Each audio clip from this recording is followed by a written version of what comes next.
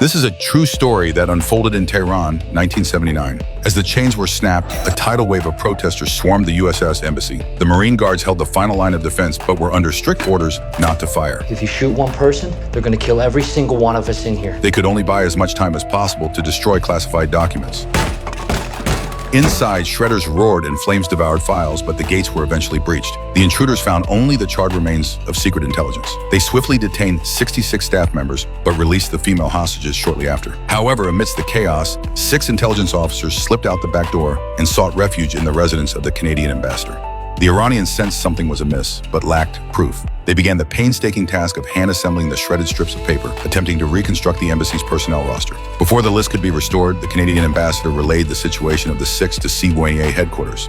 Yet, the CIA top brass debated for an entire week without a viable extraction plan. They knew that once those 6 photographs were pieced back together, it would be game over. A CIA exfiltration specialist, inspired by a random TV broadcast, proposed a plan deemed suicidal and foolish by his superiors, disguising the intelligence officers as a Hollywood film crew. With no other options, the CIA took a leap of faith and greenlit the mission. He set off for Iran, but his first stop wasn't Tehran, it was Hollywood. Leveraging his connections, he registered a shell production company and secured a high-quality script from director Steven Spielberg. Next, he enlisted comic book legend Jack Kirby to draft exquisite storyboards. Finally, he saturated the media with promotion for a fake sci-fi epic titled Argo.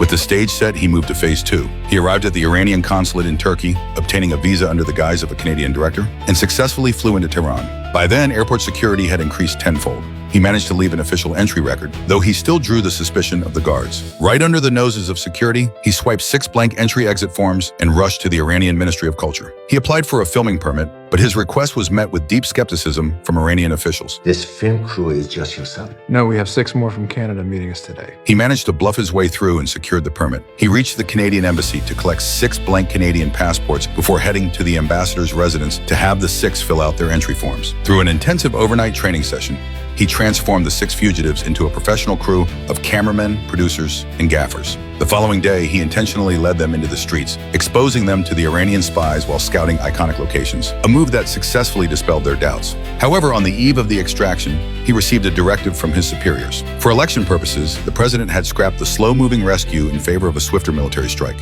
What? Facing this suicidal shift in orders, he chose to defy his command. I'm taking him through. Tony. He led the group to the airport, unaware that Washington had never purchased their 7 tickets. I'm sorry, sir. I don't seem to have these reservations.